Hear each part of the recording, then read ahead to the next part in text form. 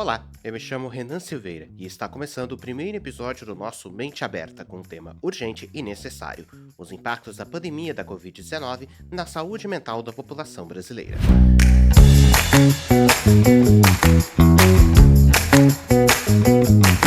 Já se passaram 5 anos desde o início da crise sanitária, mas as consequências emocionais seguem presentes no cotidiano de milhões de pessoas.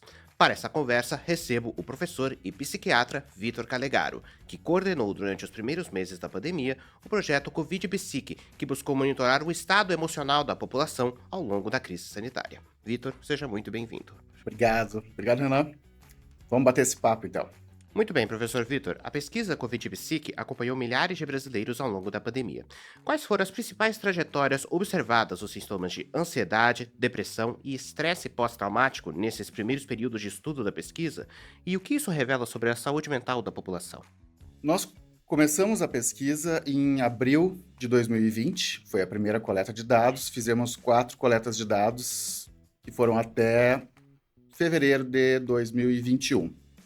Então, o que a gente pode falar a partir da Covid Psique são as informações a respeito daquele primeiro ano da pandemia.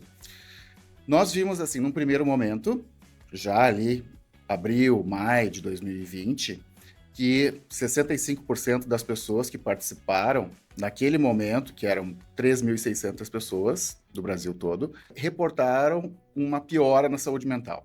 E aí nós identificamos diversos níveis de ansiedade, estresse, depressão, estresse pós-traumático e consumo de substâncias. Então, isso já era esperado por causa daquele primeiro impacto do estresse. Ao longo do tempo, então, o interesse da pesquisa era ver como que aconteceu a evolução desses sintomas. Porque, como eu disse, é esperado, era um momento de muito estresse, né? Então, quando eu digo assim, falo de sintomas de ansiedade e depressão, que foram uma parcela significativa, em torno de 50%, né, da amostra ali, da primeira etapa, da segunda etapa, tinham sintomas significativos, mas que vão desde leves até mais graves, né? Mas eu não estou falando de transtorno de ansiedade, transtorno depressivo, porque o simples fato de ter esse estresse, né, a partir de uma situação coletiva, o estresse ele vai provocar sintomas de diversas naturezas, né? E entre eles entram tristeza, né, perda da motivação e tal, sintomas que são sintomas ansiosos depressivos. O que eu estou falando, então, não eram diagnósticos, né? Não dá para diagnosticar assim a amostra nesse sentido, mas apontar, né, a presença de sintomas e a gravidade de sintomas. Então, o mais importante, o que a gente estava mais interessado é ver como que isso ia evoluir ao longo do tempo. Recentemente, a gente concluiu um artigo que é sobre a evolução dos sintomas de transtorno de estresse pós-traumático. Isso foi fruto de uma defesa de mestrado, né, de um orientando meu, Eduardo Andrade, defendeu agora em abril, né? E nós vimos, então, essa evolução ao longo do tempo, identificando, assim, que em torno de 55% das pessoas que fizeram esse acompanhamento ao longo daquele ano, na nossa pesquisa, tinham sintomas leves, né? Nada que fosse sugestivo de ter um transtorno de estresse pós-traumático. Isso é também esperado, né? E dessa evolução, né, a maior parte desses 55% seguiu com pouquíssimos sintomas ao longo de todo o tempo, sem ter muita alteração. Mas uma pequena porção aí desses, em torno de 20% do total da amostra, mesmo que tivesse sintomas leves, a tendência era ir piorando ao longo do tempo. Concluíram um estudo em fevereiro de 2021, ainda com sintomas abaixo do limiar diagnóstico, ou seja, não daria para apontar para um diagnóstico, mas a gente viu uma piora. Bom, pelo outro lado, nós identificamos que em torno de 25% da amostra toda que fez esse acompanhamento, em torno de 3.000 pessoas seguiram todo esse acompanhamento, né, elas tinham sintomas de moderados a graves, com uma tendência a piora ao longo desse primeiro ano. E aí uma porção menor começou com sintomas significativos, acima do limiar diagnóstico, ou seja, né, se fechassem todos os critérios, poderia ser diagnosticado mesmo um transtorno de estresse pós-traumático, pelo menos sugere, né, a pesquisa sugere a possibilidade de um transtorno de estresse pós-traumático e que, ao longo do tempo, foram reduzindo os sintomas. Então, resumindo, né, nós, a rigor, a gente identificou 5 trajetórias possíveis para esses sintomas, tá? Mas, assim, tem as pessoas que começaram com muito sintoma e foram piorando, pessoas que começaram com bastante sintoma e foram melhorando, e um pessoal, né, a maior parte, que seguiram todo o estudo com poucos sintomas. Tá. Então, o que isso significa, né? Trocando em miúdos, assim. Em primeiro lugar, isso bate com a literatura, bate com o esperado, que frente a um desastre, e entendendo a pandemia aqui como um desastre, né? Uma situação coletiva com um grande potencial traumático, além do estresse, né? Comparando com desastres, então, essas trajetórias são mais ou menos o que a gente vê. Normalmente a gente vê nos estudos entre 4 e 6 trajetórias, em geral, 4 trajetórias bem definidas, que estão dentro disso que eu comentei.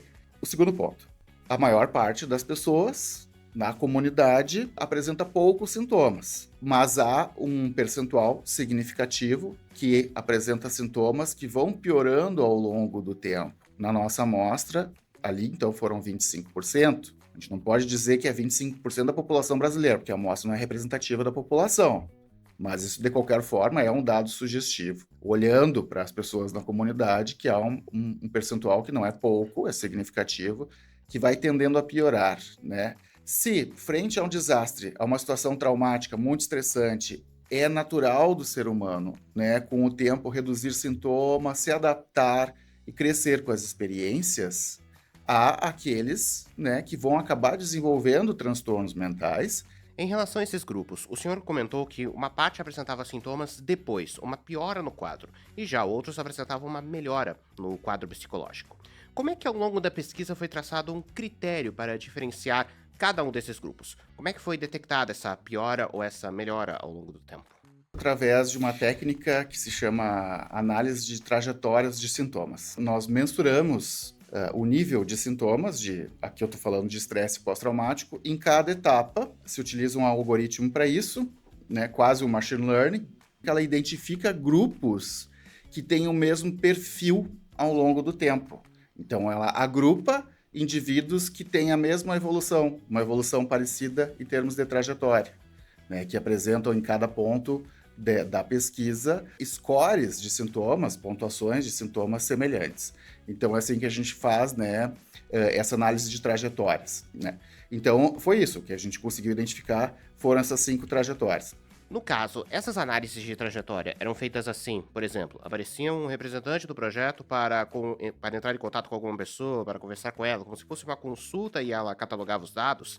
Eu queria saber como é que ocorria esse mapeamento na prática. A pesquisa foi uma pesquisa conduzida online, claro, pela natureza do que a gente estava vivendo Exato. naquela época, na pandemia, né? Então, toda online, né? Então, os participantes, né, voluntários, eles preenchiam diversos questionários, perguntas que a gente faz, ou seja, escalas de sintomas, né? Além de uma série de perguntas sobre N fatores que podem estar envolvidos, mas especificamente isso a gente vê através de instrumentos de pesquisa padronizados, né? Por exemplo, o DETEPT, que eu estava falando, tem uma escala, a gente utilizou a escala PCL-5, né? Tem uma série de perguntas e que vai dar um score, né? Somando os pontos e tal, isso vai dar uma medida da gravidade daqueles sintomas. Se a pessoa está passando por uma situação muito ruim, se a pessoa está passando por um estresse emocional enorme, exatamente? No caso do TEPT, né, do transtorno de estresse pós-traumático, se refere a sintomas em decorrência de eventos traumáticos, né, que cursam, então, com pesadelos, né, pensamentos, memórias que a pessoa fica relembrando, sintomas ansiosos, uma série de coisas que perturbam, né, no dia a dia, né? Mas, além disso, a gente mediu também sintomas de estresse, ansiedade, depressão, consumo de álcool e mais uma série de outras escalas mais específicas, assim, né, para ver outros componentes, por exemplo, burnout, né, em profissionais da área da saúde, estresse acadêmico, daí feito só para quem era universitário. Então, foram diversas medidas que nós utilizamos. O que eu estou falando das trajetórias é um recorte, então. É só sobre essa medida do transtorno de estresse pós-traumático, né, que é uma das coisas mais importantes, assim, da pesquisa. Bom, e entre os diferentes grupos acompanhados pela Covid-Psique, quais se mostraram mais vulneráveis aos impactos psicológicos da pandemia e quais fatores, como idade, renda, gênero ou ocupação, foram decisivos neste processo? Essas trajetórias que eu digo são grupos de indivíduos que têm aquela mesma trajetória. Então, as trajetórias são, em outras palavras, trajetórias de vulnerabilidade ou trajetórias de resiliência. Isso, claro, que é uma interpretação. Porque, veja, aquele grupo que começou com sintomas altos e foi melhorando. Isso é interpretado como resiliência. A resiliência é uma capacidade que a gente tem de enfrentar uma situação estressante ou muito estressante, né? Ou traumática, mais precisamente, e com o tempo a gente vai se adaptando, vai reduzindo os sintomas do que seria um transtorno. Ao contrário, né? de resistência. Ao contrário de resistência. Resistência é aquela trajetória que começou com pouco sintoma no início e seguiu com pouco sintoma até o final, né? Ou seja, não teve um impacto emocional daquelas experiências. Isso é resistência, né? A resiliência tem um impacto inicial e há uma adaptação. E a vulnerabilidade há um impacto e uma tendência a pior ao longo do tempo. Então, em outras palavras, a gente viu isso. Mas no caso dos diferentes grupos acolhidos, quais se mostraram mais vulneráveis a esses impactos, seja por fatores como renda, idade, gênero ou ocupação também? Profissionais da área da saúde, né, esse é um subgrupo de interesse, tem uma amostra significativa, uma subamostra significativa dentro, né, do total da amostra de profissional da área da saúde. Nós vimos que, na verdade, eles tendiam a uma evolução melhor que os outros grupos, né? Tendiam a estar muito mais naquela trajetória de resistência, com poucos sintomas, né? Ou seja, nesse caso, a gente pode dizer que ser profissional da área da saúde, no nosso estudo, foi um fator protetor, né? Teve mais associado à resistência e à resiliência do que à vulnerabilidade. Talvez por uma questão, né, de costume, ficar tanto tempo lidando com, por exemplo, no caso dos profissionais de saúde, lidar com a morte, lidar com temas mais pesados, fez com que, emocionalmente, esses profissionais acabassem se acostumando e até desenvolvendo uma certa resistência a isso, não é? Exatamente, é isso aí. De uma certa forma, na formação acadêmica do profissional da área da saúde, há um treinamento que vai nos tornando mais resistentes mesmo, de fato, né? Isso bate com outros estudos e tal. Mas, claro, que se a gente olhar somente para os profissionais da área da saúde e comparar eles, né, há diferenças bem importantes, né? Aí eu nesse momento não saberia te dizer de trajetórias, a gente não fez essa análise, mas a gente já viu diferenças em gravidade de sintomas, sim. Mas ok, na população, uma coisa assim que foi super importante, que é um dos principais fatores associados tanto a essa trajetória de maior vulnerabilidade, quanto a maior gravidade de sintomas desde o início, é a exposição intensa às notícias. Nesse caso, bem especificamente, tem a ver com a gravidade, a intensidade da ansiedade, da angústia que as pessoas tinham quando expostas às notícias da pandemia. Isso foi um fator bem importante, né? Aqui a gente não pode dizer que a exposição das notícias causou isso. Não temos elementos para falar de causalidade, mas de associação, sim. Que, de fato, as pessoas com mais sintomas tinham mais ansiedade quando expostas às notícias, né? Isso no caso quando expostas a notícias verdadeiras, quando expostas à situação de fato que está acontecendo no mundo. Porém, isso acaba piorando quando a gente começa a falar de informações inverídicas que começaram a se espalhar, principalmente nessa época, em relação a remédios, medicamentos, curas milagrosas. Isso acabou piorando ainda mais, né, a situação das pessoas, deixando elas mais nervosas, enfim, deixando elas mais instáveis emocionalmente. Podemos supor que sim, né? Mas para me ater ao rigor científico, não temos como responder exatamente essa pergunta. Isso foi assim uma sacada que a gente teve lá no início da pesquisa. Estava tudo acontecendo, já começou a surgir esse termo, a desinformação, a infodemia, um termo, né, colocado ali pela própria Organização Mundial da Saúde. A gente já vem num momento na nossa história, com uma revolução na informação, né? Então tudo isso se agravou na pandemia. Então foi uma sacada que a gente teve de perguntar. A gente perguntou no início, o quão intensa é a angústia quando você vê notícias, né? E quão frequente você vê essas notícias, né? Qual é a frequência, né? Na verdade, tanto a intensidade da angústia quanto a frequência que a pessoa era exposta estiveram associadas aos sintomas. Mas isso nos surpreendeu, né? Teve um primeiro artigo que a gente publicou só do recorte inicial da primeira etapa.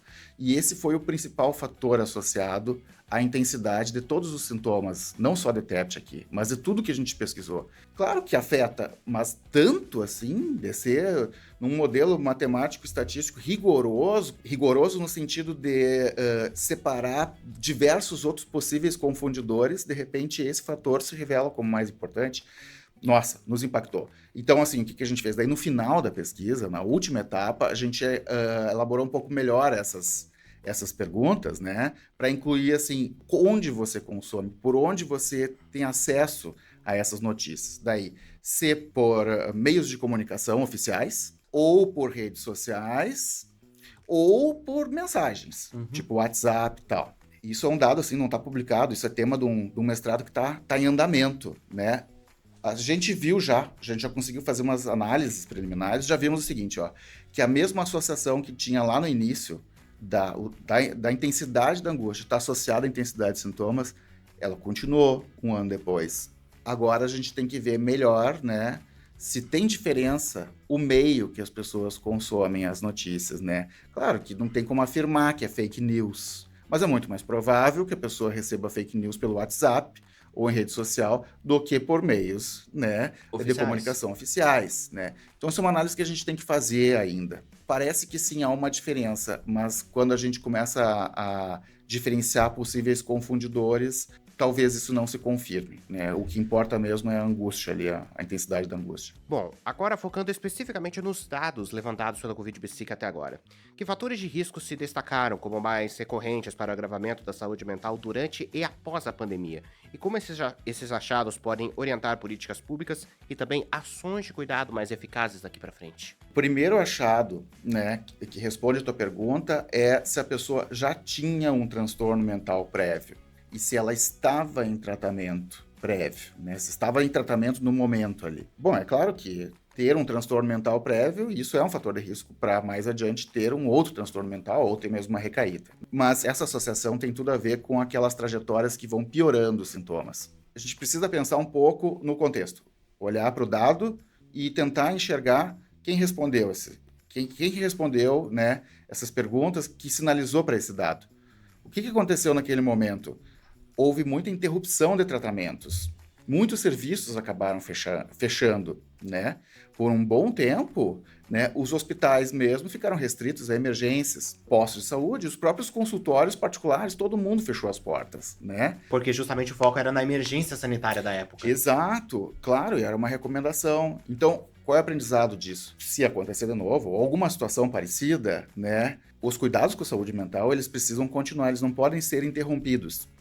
Tem situações, né, experienciei mesmo lá no USM, né, tinha gente que dizia, que a gente fazia contato telefônico, né, para ver se estava tudo bem, para a gente achar um jeito, assim, da pessoa ir consultar, ver se ela precisava de alguma coisa. Muitos, assim, diziam, não, eu tô bem, doutor, eu tô bem, né, não, deixa para outra pessoa que eu tô bem. Às vezes não tá tão bem, entendeu? Mas também não tá tão mal, certo? E acaba, claro, porque vai se expor ao vírus e tudo mais, deixa para quem tá realmente numa situação de urgência, de emergência, mas perde o acompanhamento. Descontinuar tratamentos, particularmente quando a pessoa tem problemas de saúde mental que já são moderados a graves, isso acaba agravando toda a situação da saúde mental pública, né? Isso também é uma questão muito importante, porque muitas pessoas ainda carregam um estigma em relação à saúde mental. Não é a que considerem menos importante, mas muitas vezes associam de forma equivocada, apenas a casos extremos, como o de pessoas consideradas, entre aspas, loucas, né? Por isso muita gente evita buscar terapia ou não reconhece sinais de estresse emocional, achando que isso é apenas uma frescura, entre aspas. Na verdade, assim, ó, na pandemia, começou a se falar muito de saúde mental. Cada vez mais. E aí, tanto que lá pelo meio da pandemia começou a surgir na mídia científica, enfim, né? Essa década é a década da saúde mental. Nunca se falou tanto em saúde mental quanto hoje. Exato, sabemos que houve um esforço grande para reduzir esse estigma sobre saúde mental. Os dados mostram também mais procura por cuidados, mas também um aumento do afastamento de trabalho por transtornos mentais. Na prática, será que estamos mais abertos a falar sobre isso ou estamos apenas transformando tudo em doença? Na visão do senhor, o que mudou na percepção social sobre saúde mental das pessoas entre 2020 até 2025? Eu acho que de uma maneira geral as pessoas começaram a se dar um pouco mais de conta, assim, né, da importância que é a saúde mental e de cuidar da saúde mental. Porque, assim, a saúde mental, né, assim como, assim, pensando a saúde como um todo, né, a gente depende da nossa saúde para tudo na nossa vida, né? Tu pode ter um bom trabalho, um bom relacionamento, ter renda, tudo bem, mas se tu não tem saúde mental, ou se tu não tem saúde física, enfim, né, tu não consegue desfrutar das coisas. Então, a saúde mental é algo que é super importante, precisa ser mantido para a gente se manter bem na vida, para continuar as coisas que estão indo bem, para melhorar, para a gente desfrutar da vida, né? Então, assim, acho que de uma maneira geral, está se tendo cada vez mais atenção para isso, né? Eu ia aproveitar justamente para trazer dados sobre. De acordo com os dados do boletim Radar Mais SUS, os afastamentos de trabalhadores por ansiedade aumentaram 342% e os relacionados à depressão cresceram 91%. Isso em um período de 10 anos, né? Entre 2013 e 2023. Mas o que chama a atenção é que o salto mais brusco nesses indicadores ocorreu justamente no auge da pandemia e no início do pós-crise sanitária. As licenças por transtornos mentais saltaram de cerca de 92 mil em 2020 para mais de 462 mil em 2024. Como você interpreta esse avanço tão expressivo? Isso indica um maior adoecimento da população, uma melhora nos diagnósticos e registros? A primeira, aumento do problema na população. Porque nesse caso, a pessoa é afastada, tem um diagnóstico. Então, acho que não é um aumento do diagnóstico, assim, falando desse dado. Tu tá falando da questão, né, de afastamento, né? Sim, afastamento Quando é de trabalho. constatado, não é assim porque, eu acho que eu tenho depressão, Sim, eu acho, né? afastamentos confirmados. Exato, então tem um diagnóstico, né? Então, há um aumento do diagnóstico aí, porque tem outros dados que apontam que tem um aumento na prevalência mesmo de ansiedade e depressão no mundo todo. A gente vem, assim, gradativamente, já desde os anos 70, tendo um aumento na proporção de pessoas no mundo todo com esse tipo de transtornos mentais, né? E isso explodiu na pandemia. Então, é um dado, assim, global da Organização Mundial da Saúde, né? Um aumento de 25%, né, na prevalência de ansiedade e depressão ali, nessa transição ali da pandemia. É fato isso, tem um aumento nos problemas de saúde mental, não é só uma questão de a gente estar mais atento, diagnosticar mais. Ou também de um acesso maior à informação. De um acesso maior. Não. Claro que isso aumenta, né? Aumenta, sim, os diagnósticos de uma maneira geral, assim, né? Quanto mais instruídos, quanto mais, assim, consciência as pessoas têm, buscam mais profissionais e tal. Mas não é só isso, né? Tem um aumento na prevalência mesmo, né? Tá tendo mais problema, né? E isso foi muito agravado pela pandemia, né? E como tu falou no início, né? Passou a pandemia, mas os reflexos da pandemia eles continuam, né? Para muitas pessoas assim seguem, vão seguir por mais tempo. Bom, infelizmente já estamos chegando ao fim e eu gostaria de fazer uma última pergunta para o senhor, Dr. Vitor. O senhor mencionou o conceito de resiliência, essa capacidade de se adaptar e lidar melhor com as dificuldades. A minha pergunta é: podemos aprender a ser resilientes ou resiliência é algo com o qual já nascemos, uma habilidade inata? Essa é uma questão muito importante, especialmente diante da quantidade de desafios e acontecimentos que enfrentamos no nosso dia a dia. Parte da resiliência, ela é inata. Ela tem uma influência biológica, genética, parte dela. Mas outra parte a gente pode treinar. A resiliência pode ser treinada, a gente pode aprender a ser mais resilientes, né? Isso a gente pode olhar sobre diferentes prismas, né? Uma visão bem ampla sobre o que é resiliência, né? Nos mostra, assim, que a primeira coisa é cuidar da saúde física, ter um corpo saudável, um corpo ativo, ou seja, exercício físico, manutenção de exercícios físicos, né? Ter relaxamento, respeitar o ritmo, nosso ritmo biológico, ter um ritmo na vida, ou seja, respeitar as nossas necessidades de sono, de atividades, respeitar os momentos que são momentos para descanso, fim de semana, por exemplo, ou mesmo dentro de cada dia tem um momento que é um momento de relaxar, né, de descansar, focar em emoções positivas, Porque os fatos acontecem, para tudo a gente pode pensar pelo menos de duas maneiras, de um ponto de vista mais negativo, positivo, né? Focar em emoções positivas, focar mais no lado positivo, no lado saudável. A resiliência a gente aprende olhando para as pessoas resilientes e tentando aprender com elas, como que elas são, né? Isso tem a ver com toda a nossa linha de pesquisa. Construir, alimentar relacionamentos saudáveis, relacionamentos benéficos. Não são todos os relacionamentos que são suportivos, né? Então, tem relacionamentos que nos estressam ainda mais, né? Que são abusivos, enfim, que são prejudiciais, né? A gente precisa focar investir Focar no que é bem, no que faz bem. Isso, ter um propósito na vida, estar preparado para as situações adversas. A gente precisa se preparar para as coisas ruins na vida. Ter rotas de fuga. Não é assim a gente viver pensando em catástrofe, coisa assim. Não, mas a gente tem que saber o que fazer. Ter uma mínima instrução, né? Isso pode ser educado desde as escolas, por exemplo. Crenças positivas também. Crenças aí vai depender muito de como é que é a espiritualidade de cada pessoa, mas isso vai muito no sentido existencial, né? Tu entender qual é o teu lugar aqui, né? E desenvolver aceitação e gratidão. Então, assim, isso é um resumo do resumo, né? São algumas coisas, tem N outras coisas que entram, né, nesse campo do treinar a resiliência, né? Mas esse é um foco que a gente precisa ter daqui para frente cada vez mais. Se a gente consegue isso, a gente promove a saúde mental. Não só previne, mas promove. Então, a gente está num cenário de cada vez mais catástrofes naturais e tal, né? A gente precisa focar mais isso em termos de saúde pública. Muitíssimo obrigado, professor, pela sua participação nesta primeira edição do Mente Aberta. Foi uma honra tê-lo conosco e suas contribuições enriqueceram muito a nossa conversa. Esperamos contar com o senhor em outras oportunidades. Até a próxima. Com isso, encerramos o episódio de hoje do Mente Aberta. Este videocast é uma produção do projeto de extensão Verdadeiramente, com o apoio do CNPq, Ministério da Saúde, Fundo de Incentivo à Extensão da Universidade Federal de Santa Maria e também da Coordenadoria de Comunicação Social, com curso de jornalismo da UFSM.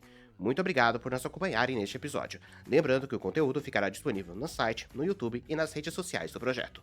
Fiquem ligados nas nossas próximas edições que vêm por aí. Foi um prazer estar com vocês. Até a próxima.